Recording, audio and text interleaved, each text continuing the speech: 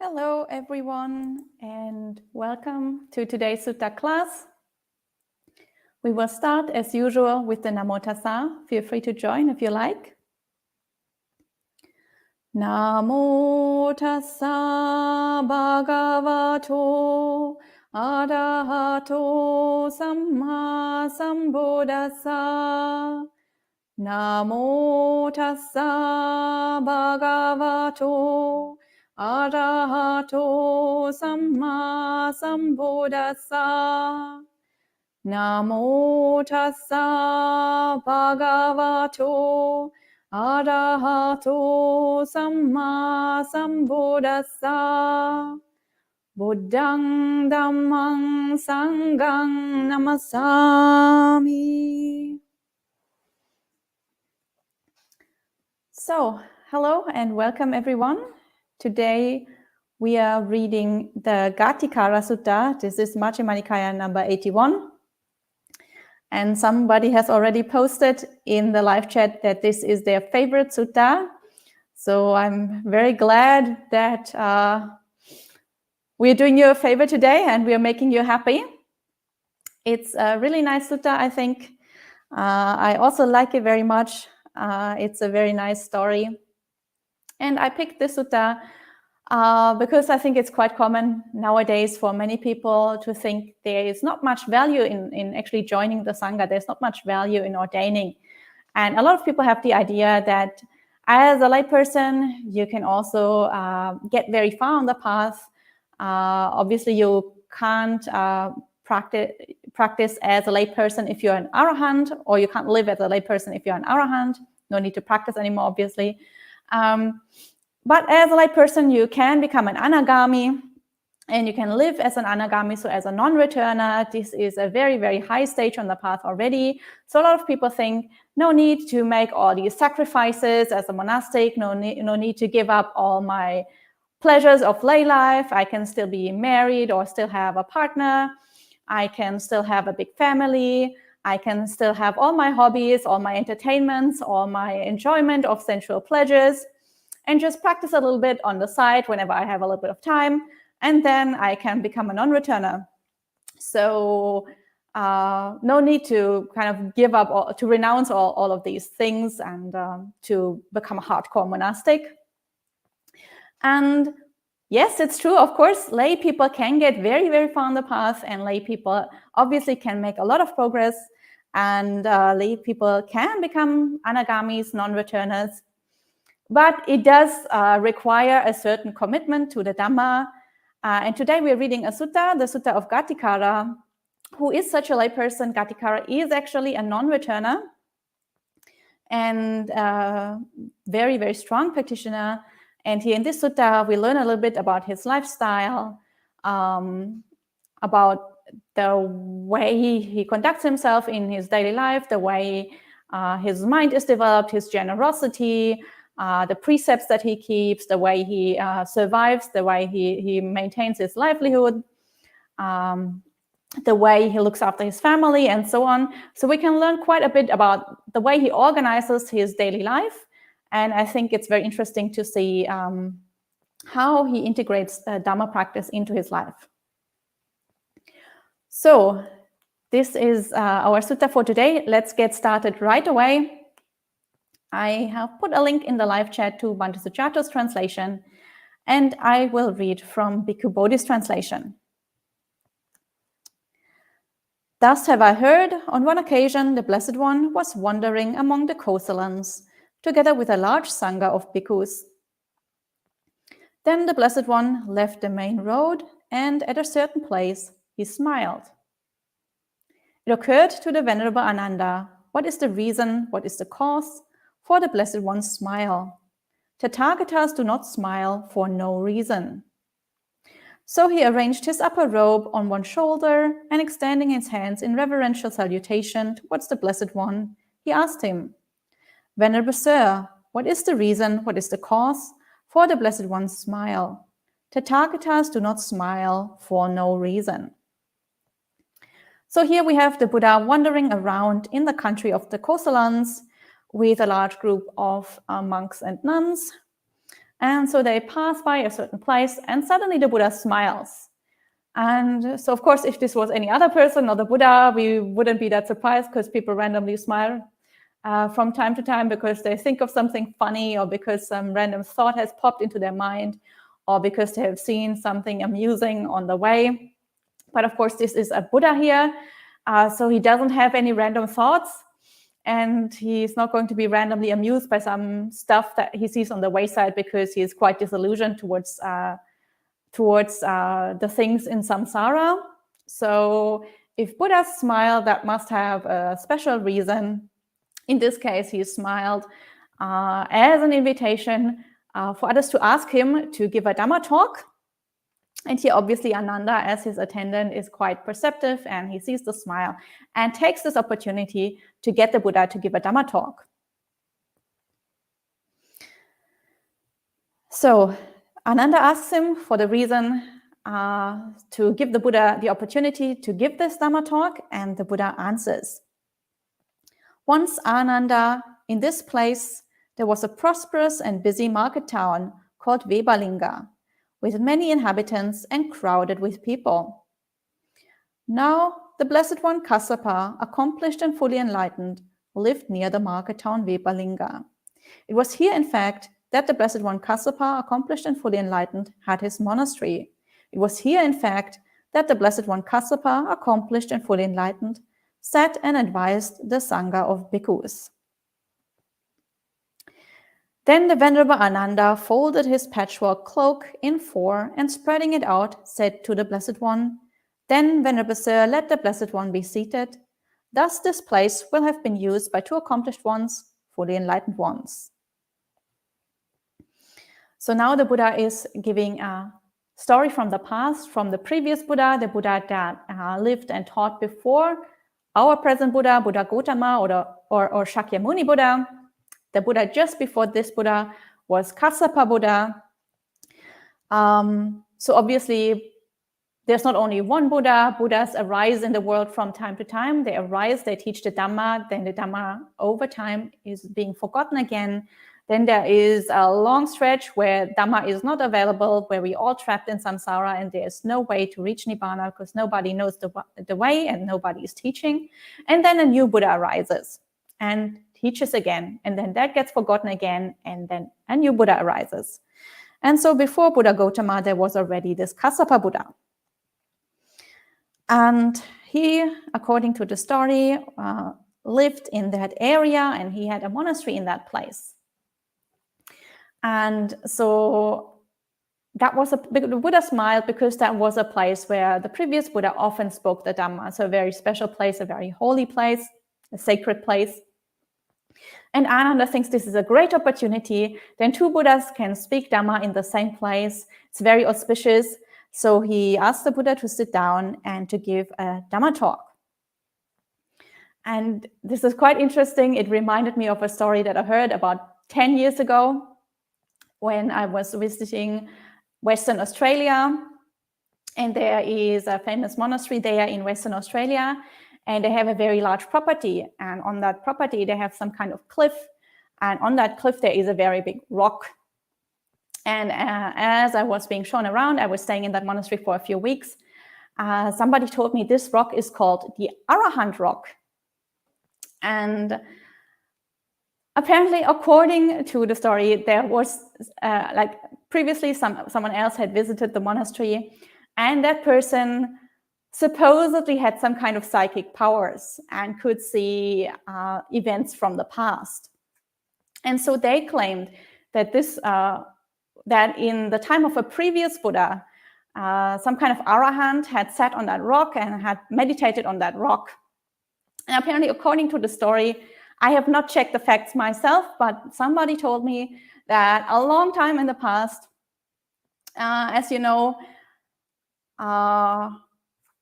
like in terms of geology, all the continents of the earth at some point in the past were all stuck together into one big continent, and eventually they all broke up and formed the continents that we have nowadays.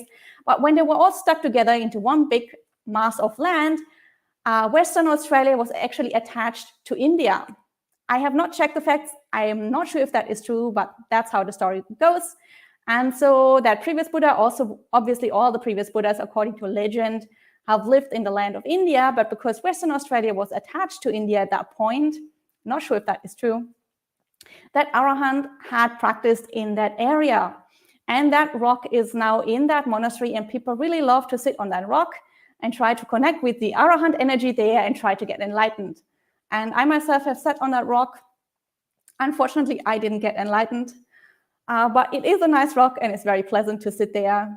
But as you can see, still nowadays, we have all these kinds of stories of people from our Buddha's time or previous Buddha's time sitting in certain places, and practitioners nowadays also like to sit in those places and think it's a special energy there and it's very good for meditation. And apparently in the Buddha's time also, people thought in the same way. Human minds never change. So Ananda also thought this is a good place for our Buddha, Gautama Buddha, to sit down and give a Dhamma talk. So just a funny story that I remembered when I remember every time that I read the Ghaṭikāra Sutta, I have to think of that Arahant rock in that monastery. So anyway, the Buddha sits down on the seat that had been made ready and addressed the Venerable Ananda thus. Once, Ananda, in this place, there was a prosperous and busy market town called Vimalanyani, with many inhabitants and crowded with people. Now the Blessed One Kassapa, accomplished and fully enlightened, lived near the market town Vimalanyani. It was here, in fact, that the Blessed One Kassapa, accomplished and fully enlightened, had his monastery. It was here, in fact, that the Blessed One Kassapa, accomplished and fully enlightened, sat and advised the Sangha of bhikkhus. In Vimalanyani, the Blessed One Kassapa, accomplished and fully enlightened, had a supporter as his chief supporter, a potter named Ghaṭikāra. Ghaṭikāra, the potter, had a friend as his close friend, a Brahmin student named Jyotipala.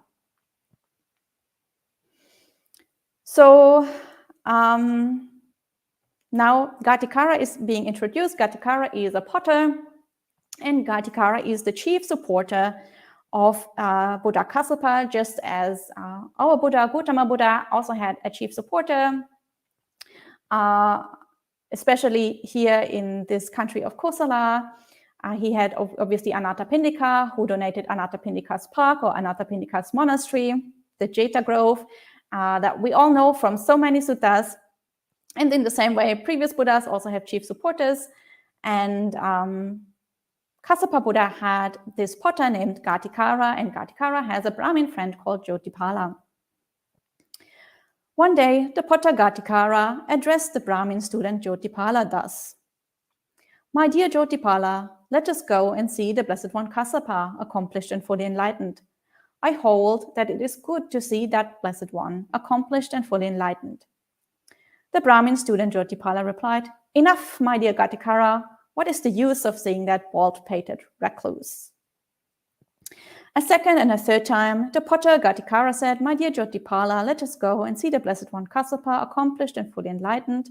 I hold that it is good to see that Blessed One, accomplished and fully enlightened.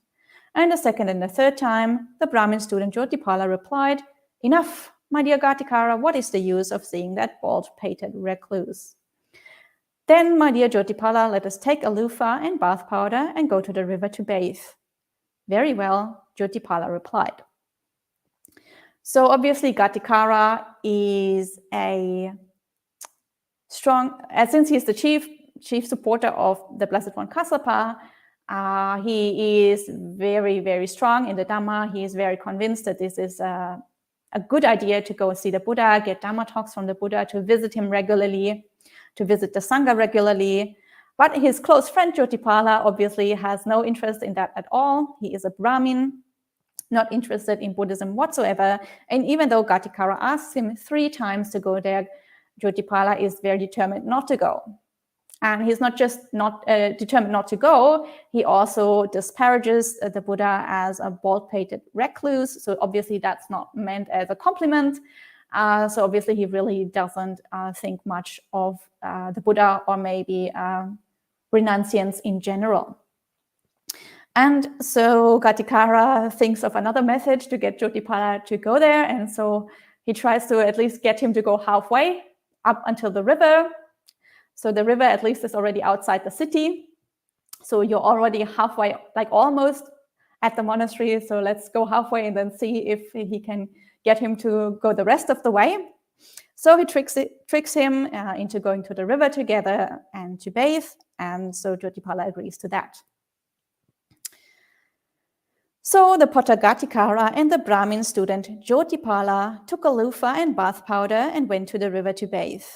Then Ghaṭikāra said to Jyotipala, "My dear Jyotipala, there is the monastery of the Blessed One Kassapa, accomplished and fully enlightened, quite nearby. Let us go and see the Blessed One Kassapa, accomplished and fully enlightened." "I hold that it is good to see that Blessed One, accomplished and fully enlightened."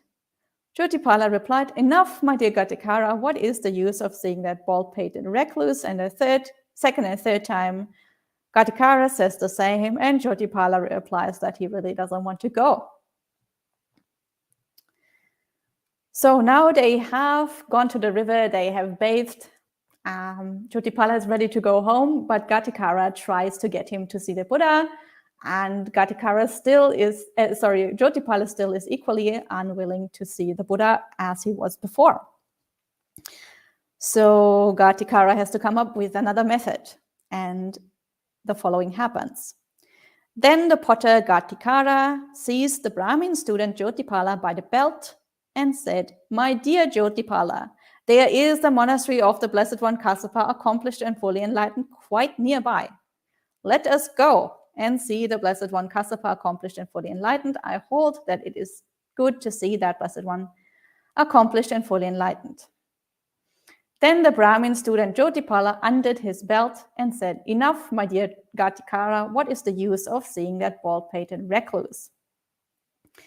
So Ghaṭikāra grabs his belt and basically tries to drag him to the Buddha, but Jyotipala isn't stupid, so he undoes his belt and frees himself and still resists seeing the Buddha. So Ghaṭikāra has to come up with yet another method. Then, when the Brahmin student Jyotipala had washed his hair, the potter Ghaṭikāra seized him by the hair and said, "My dear Jyotipala, there is the monastery of the Blessed One Kassapa, accomplished and fully enlightened, quite nearby. Let us go and see the Blessed One Kassapa, accomplished and fully enlightened. I hold that it is good to see that Blessed One, accomplished and fully enlightened." Then the Brahmin student Jyotipala thought, "It is wonderful, it is marvelous, that this potter Ghaṭikāra, who is of an inferior birth, should presume to seize me by my hair when we have washed our heads. Surely this can be no simple matter." And he said to the potter Ghaṭikāra, "You go as far as this, my dear Ghaṭikāra. I go as far as this, my dear Jyotipala, for so much do I hold that it is good to see that Blessed One, accomplished and fully enlightened. Then, my dear Ghaṭikāra, let go of me, let us visit him." So now the potter Ghaṭikāra has grabbed Jyotipala by the hair, even though Jyotipala just washed his hair, and tries to drag him by the hair to go and see the Buddha. And obviously you can't undo your hair the way you undo your belt, so Jyotipala can't escape that easily this time. But also there is a deeper layer, a deeper meaning here to this story. And obviously Jyotipala is a Brahmin. And so for Brahmins believe themselves that they are the highest caste, that they are higher than all the other people. And also they have rituals to cleanse themselves. Especially when they bathe, they have like this cleansing rituals. And they believe that after bathing, obviously they're especially pure and especially clean. And then the highest part of their body, which is obviously the head, is especially pure. And already those inferior people shouldn't touch a Brahmin's body, but especially they shouldn't touch the head, and especially they shouldn't touch the head when it has just been washed. So it is quite a social transgression for the potter, that is like a very low caste person, to touch this Brahmin's head, especially since they've just washed it. So Ghaṭikāra Jyotipala must have been quite surprised. And in some of the parallels to the sutta, not in the Pali, but some of the other Chinese and so on parallels, it is actually said that Jyotipala was so enraged about this that he decided that he has to kill Ghaṭikāra, because it was just so outrageous what he did that the only punishment for that is to kill that low caste person who dares to do something like this. But he decided to see the Buddha first and kill Ghaṭikāra afterwards. So that is what some of the parallels say, because it was just so outrageous, this behavior. But at least it was outrageous enough for Jyotipala to notice that Ghaṭikāra really, really wants him to go, and to finally trick Jyotipala into actually going and seeing the Buddha. So finally, they both decide to go and see the Buddha. And so the sutta continues. So Ghaṭikāra the potter and Jyotipala the Brahmin student went to the Blessed One Kassapa, accomplished and fully enlightened. Ghaṭikāra, after paying homage to him, sat down at one side, while Jyotipala exchanged greetings with him. And when this courteous and amiable talk was finished, he too sat down at one side. Ghaṭikāra then said to the Blessed One Kassapa, accomplished and fully enlightened, "Venerable Sir, this is the Brahmin student Jyotipala, my friend, my close friend. Let the Blessed One teach him the Dhamma." So here now both of them have gone and reached the Blessed One Kassapa, Buddha Kassapa. And of course, Ghaṭikāra is one of his chief followers. He is very respectful to the Buddha. He pays homage to him, so he bows down. But Jyotipala obviously was very reluctant this whole time to go. So it's already much for him to exchange some polite greetings with the Buddha, because just now he was saying the whole time, it's a bald-pated recluse. So he was quite dismissive of the Buddha, and the mere fact that he exchanges some polite words with the Buddha is already already says quite a lot. Like he's trying to be polite at least, but he is not going to bow down to the Buddha in the same way that Ghaṭikāra does. And then Ghaṭikāra invites the Buddha Kassapa to give a Dhamma talk. Then the Blessed One Kassapa, accomplished and fully enlightened, instructed, urged, roused, and gladdened Ghaṭikāra the potter and Jyotipala the Brahmin student with an exposition of the Dhamma.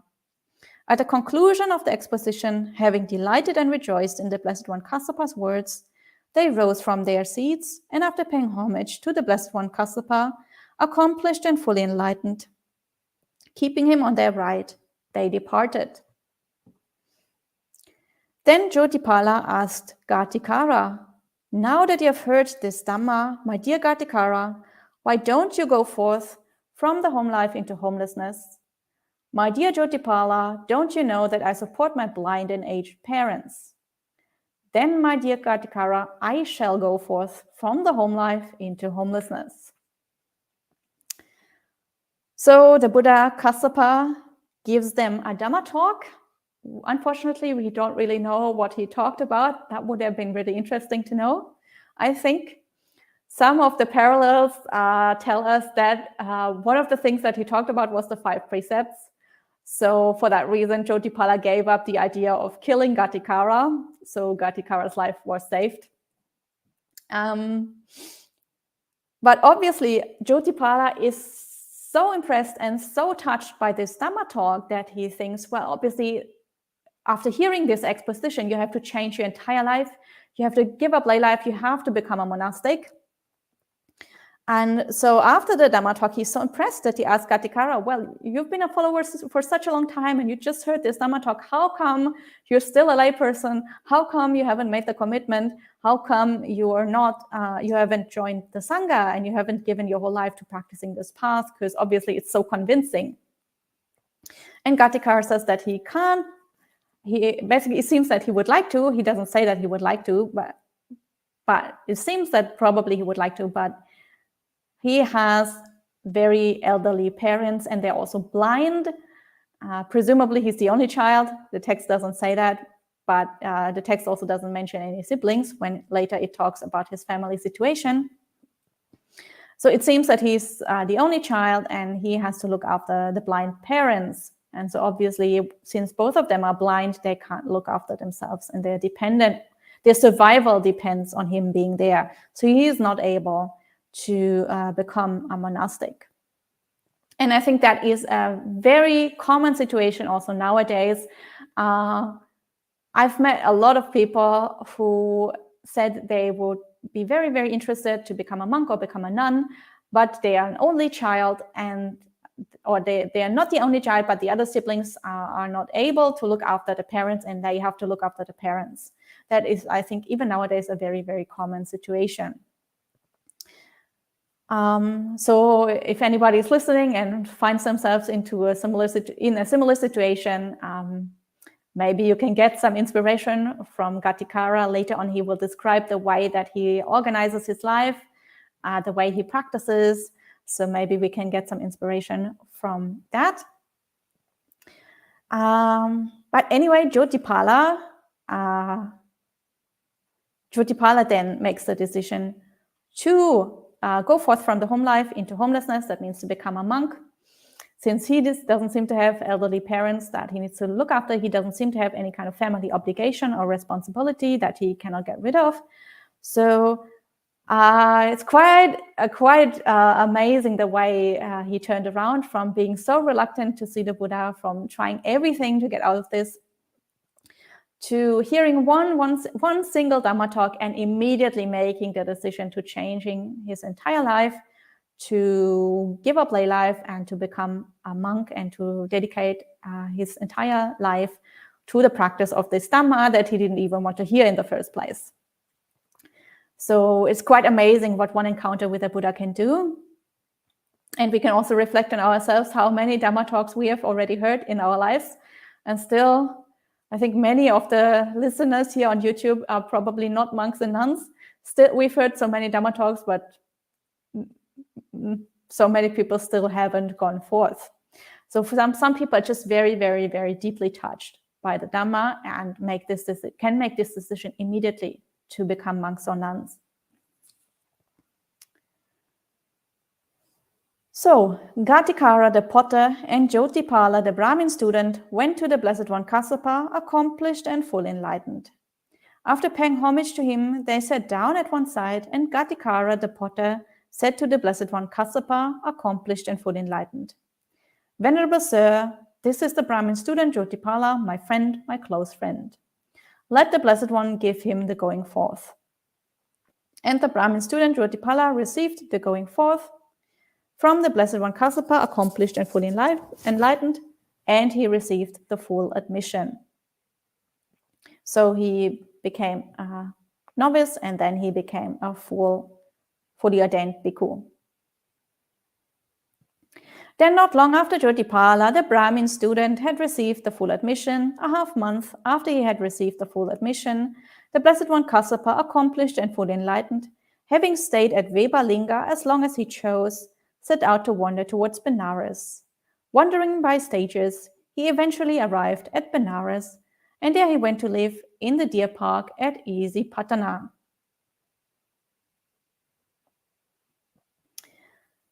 So this is maybe a good point to have a short break, because I have seen that there was a lot of discussion in the live chat. So let me see if there's anything important there first before we continue with the sutta.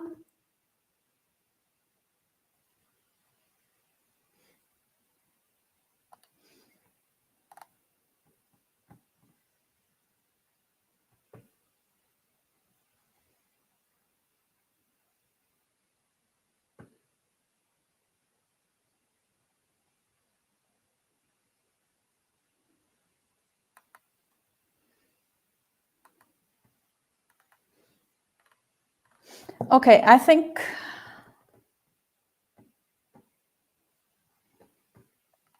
we have quite a lot of questions and comments in the live chat. And this sutta is still very long. I mean, not very long, but it's quite a bit still here in this sutta, so I don't want to rush through it. So maybe we will continue reading the sutta next week. And see a little bit more about Ghaṭikāra's lifestyle and talk about some of the questions and comments here for now, since there's so many questions or comments. So the first one is by Joe, and they say, lay people can become only Sotapanna and Sakadagami, but very few to Anagami. Arahat is not possible for lay.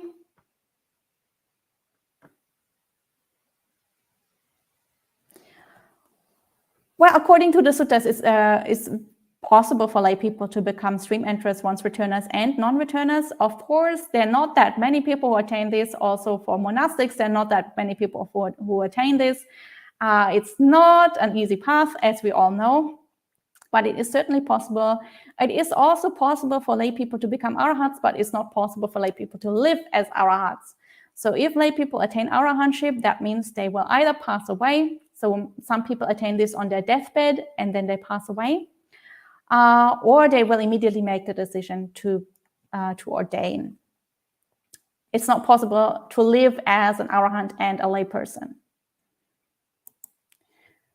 So then there's a question from Martin, and they say, sometimes when speaking to monks, I have the feeling some of them see the outside world as bad, as rotten. Whatever you ask them, be it marriage, politics, art, literature, work, the answer is always, this is impermanent, there's no real satisfaction in this. Even though that may be true, I find this attitude a little cheap.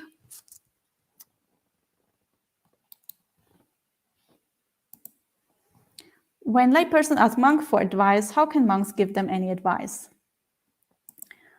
Well, obviously, monks and nuns, monastics, speak from the point of view of Dhamma. So monastics have already let go of much of the attachment to the outside world.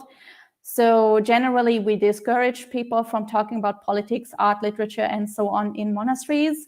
That is not the area of expertise of monastics. We are not really interested in all that kind of stuff.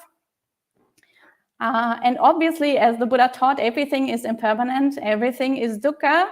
So if you still find satisfaction in these kind of things, it shows you that you still have attachment there. That's very helpful for you to see, because then you see that there's an area that you can work with, an area where you can do some letting go. Obviously, this kind of feedback is positive. It's not meant as negative. So the Buddha said, when we get feedback from somebody, like this kind of valuable feedback, then we should treat this as a gem. We should really value this. So when we get feedback from somebody who is compassionate and who talks to us in order to help us, then this kind of feedback is really valuable. Sometimes we feel that when we get feedback, or we feel that they're criticizing us, they're putting us down, we kind of dismiss it very easily because we don't want to deal with it, because it feels unpleasant. But actually, the proper attitude towards these kind of feedbacks is, as the Buddha said, value these kind of persons who can give this kind of feedback, treat the feedback as though you have come across a hidden treasure, because obviously that can show you some areas in your mind where you're attached that you didn't see before. But yeah, obviously, monastics have left normal society, so obviously they're not interested in the stuff that normal people are interested in. The way we can help is show people their attachments. The way we can help is show people that there's no ultimate satisfaction to be found in those kind of things, and that this kind of attachment is dangerous because it will lead to long-term suffering. Even though it can lead to short-term pleasure, it will lead to long-term suffering. So out of compassion, monastics try to point this out. Some people are not ready to hear this, then there's nothing that we can do. But obviously, monastics cannot distort the Dhamma and teach people what they want to hear just so that they will be satisfied. So it's always a fine balance. And obviously, also, you have to say it in a way that is friendly and that doesn't alienate the other person. On the other hand, obviously, also, you have to have a commitment as a monastic to represent the Dhamma in the best way that you can, in the most authentic way that you can.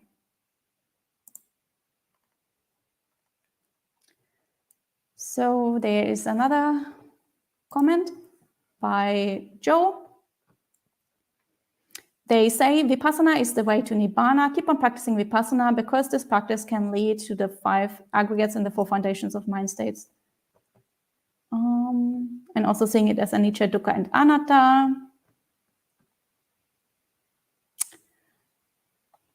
So, well, according to the Buddha, the Noble Eightfold Path is the way to Nibbana. So the Noble Eightfold Path obviously includes the development of wisdom as the foundational factor, as the factor of right view.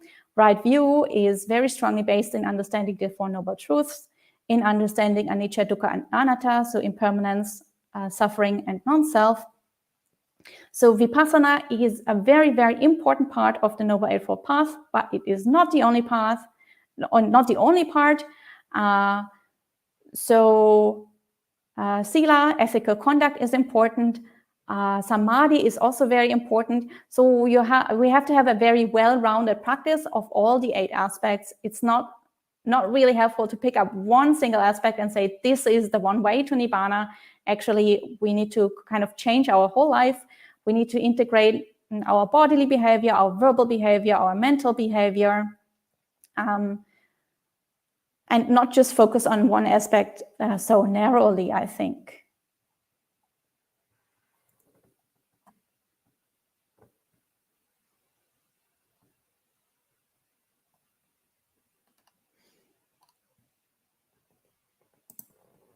So somebody says they're from Nepal. Hello, welcome. Good to see you. Very happy to have you join in today. Oh, and Martin has a follow-up. And he says, when I am a layperson, I have to deal with work, social relations, also with politics. Question as a Buddhist, how much time and effort should I put into these things? Is there a criterion? How much time and energy should one put as a layperson into things such as family or one's profession, political parties, political events, informing oneself about politics? Well, it really depends on your goal. So do you want to just improve your own life a little bit? Do you want to do 5 minutes of meditation every day to be a little bit more calm, a little bit more relaxed? Do you want to have a good rebirth? In which case your ethical conduct is really important. Your generosity is very important. The way you treat other beings is very important. Or do you want to go all the way to Nibbana? If you want to go all the way to Nibbana, then obviously it needs a huge commitment. Your whole life needs to be changed. If you want to have a little bit of peace and quiet from time to time, then obviously you can do a lot of other stuff and meditate a little bit on the side.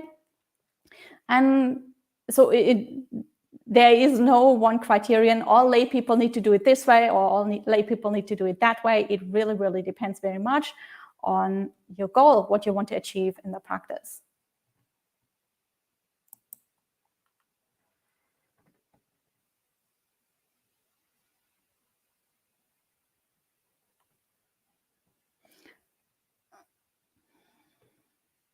So Joe has posted something about different kinds of rebirth. I think this has nothing to do with our sutta today, so we're going to skip that.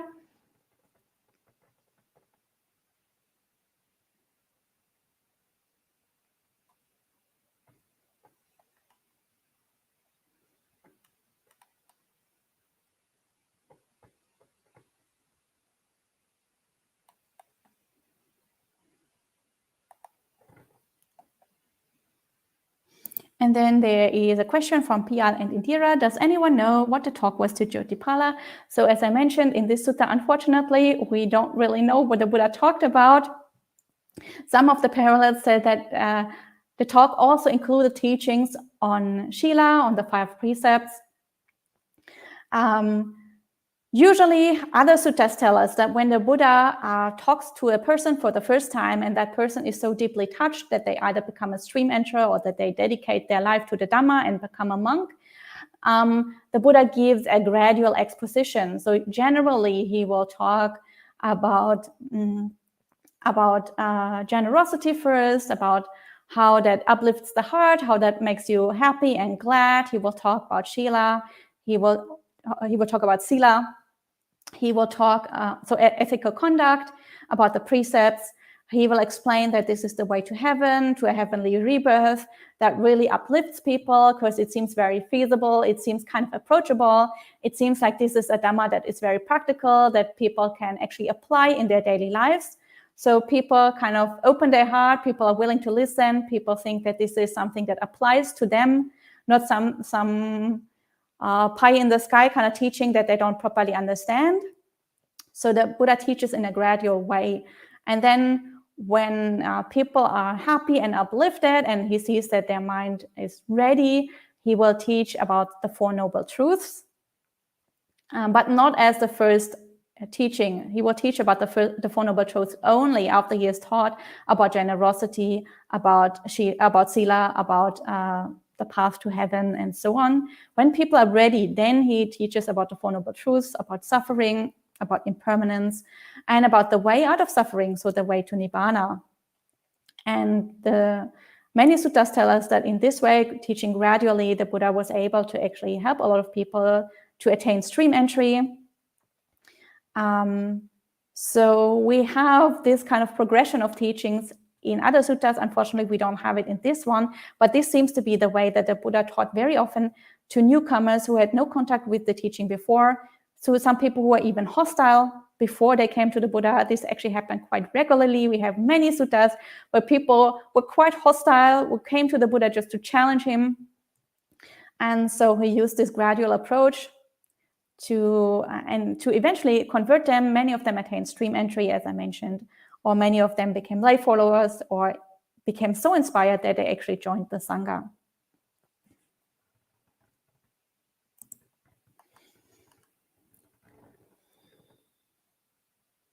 So then there is a question from Faizi. Hopefully I didn't mispronounce that too much. Sorry about that.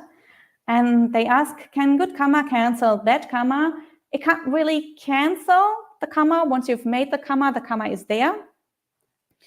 But it can dilute the karma. So if you've made a bad deed, and so if, let's say, two people have committed the same bad deed, but one person has also made a lot of good karma, whereas the other person hasn't made any good karma. So the person who hasn't made any good karma will experience the results of this bad deed very strongly because there is no good karma to offset this. The person who has made a lot of good karma sort of dilutes the bad karma, so they still experience the results of that bad karma, but because they've made a lot of good karma, they don't feel it as strongly, or the results fade away more quickly. And the Buddha used the simile of a lump of salt. Imagine you have a lump of salt, you put it into 1 glass of water, the water will become very, very salty. In the same way, if you have made a bad deed but no good deeds, you experience the result very strongly. Then let's say you have the same lump of salt, you put it into a huge lake, you will barely even taste the salt. Usually you wouldn't even taste the salt if it is diluted in a huge lake. In the same way, if you have made the same bad deed, but you've made a lot of good deeds, then the bad deed kind of gets diluted in the same way that lump of salt got diluted in that lake. So you can't cancel bad karma, but you can dilute it so you don't feel the effect so strongly.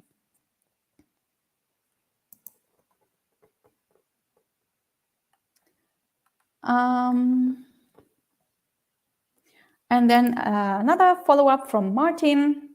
Is there a possibility that besides meditation, doing professional work in a mindful way or caring for the family can be a way towards nirvana too? So obviously, as I mentioned, the Buddha didn't teach only meditation as the way to nibbana. The Buddha taught the Noble Eightfold Path. This is a holistic way of practicing on the meditation cushion and also off the cushion in your daily life. This is a commitment to practice that takes 24 hours every day. So right view is very important. Right view means the development of wisdom. This can be done through meditation, but especially in the initial stages, this is usually not through meditation. This can be through listening to Dhamma talks, through reading suttas, through reading Dhamma books, through talking with other practitioners who are a little bit more advanced than we are, just getting input from other people that are wiser, more experienced, more skilled on the Dhamma path than we are. This is very important in the beginning. Then, of course, right intentions, right motivations. Also, keeping the precepts is very, very important. Purifying our bodily conduct, purifying our verbal conduct. So this is obviously a practice that we do in daily life. This is obviously not a practice that we do on our meditation cushion. This is something we can definitely also do in our work, the way we deal with other people, the way we interact in our social relationships, whether that be our work or our friends or our family, caring for other beings. Then obviously the practice of the Brahma Viharas, that means practice of metta, loving kindness and compassion, and rejoicing in other people's goodness, and also equanimity. This is obviously something also that we can practice in meditation, but also we should practice very strongly in our daily life. Having compassion for other beings, especially also for animals. Let's say in our daily life, we are cleaning our house, then we don't kill all the insects, we carefully put them outside. Or when we care for our children, for our parents, for our partners, and so on. So obviously, this is very strongly a practice that we can apply outside meditation time also. And then just being mindful of the mind states that we have, being mindful when, let's say, anger arises or fear arises or greed arises, not giving into that, practicing with that, letting that go, is also something that we shouldn't only do in meditation. If we only do it in meditation, it's quite ineffective. But if we do it in daily life, when we actually get all the triggers and all the temptations, then it becomes a lot more effective. So probably by just practicing in daily life, you can't go all the way to Nibbana.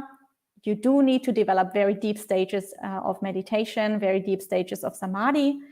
But certainly you can go quite far on the path already by integrating Dhamma in your daily life, if you actually try to keep practicing 24 hours a day.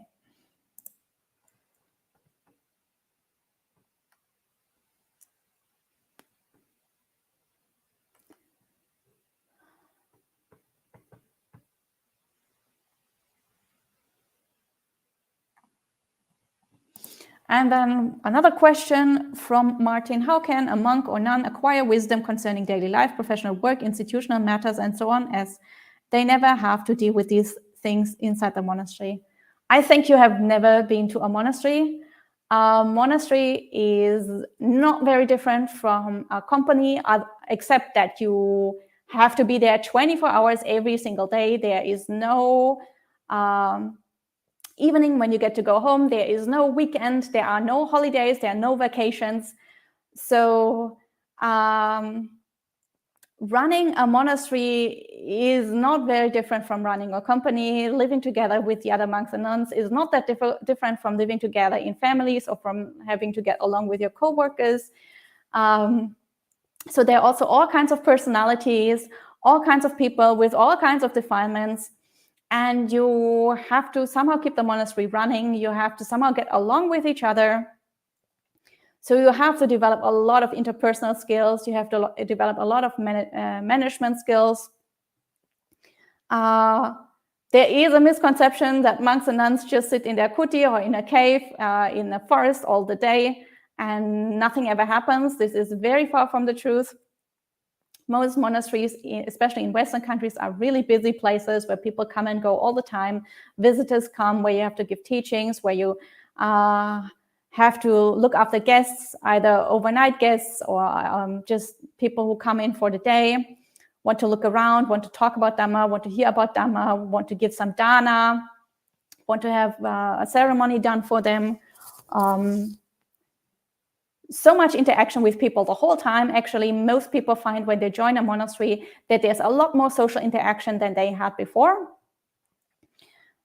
So I think most monks and nuns actually get a reality check quite early in their monastic life and realize that they have to develop all of these skills.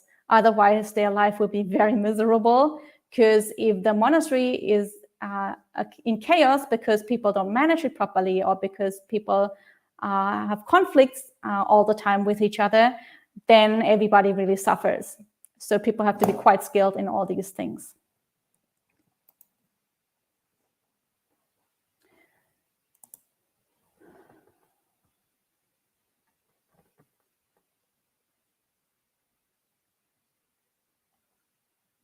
So Martin says, thanks. I have been to a Thai monastery, but not for very long. It was challenging, but the challenges were quite different from those that I'm facing in my normal life. I think it's very different being a visitor in a monastery and actually living there, being a part of the community.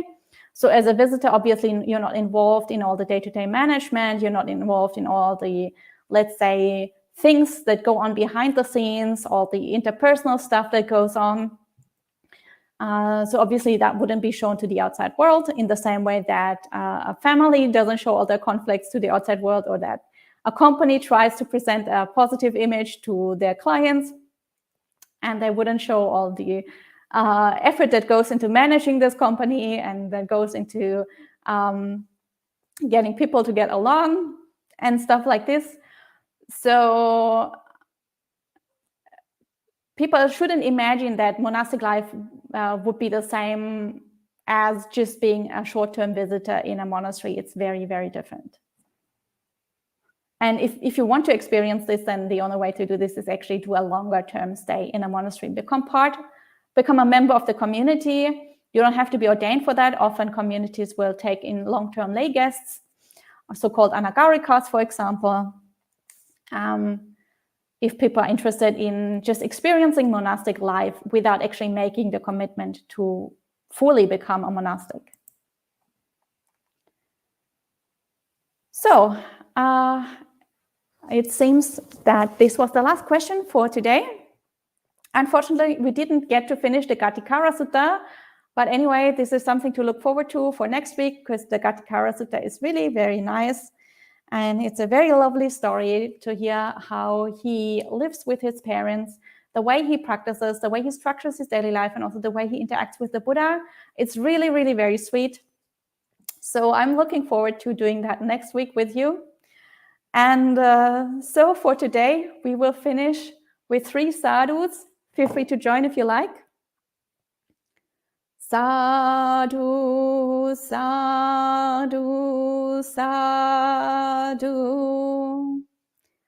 And I wish you all a good rest of the day, a good week, and I will see you all next week for the second half of the Ghaṭikāra Sutta. Take care.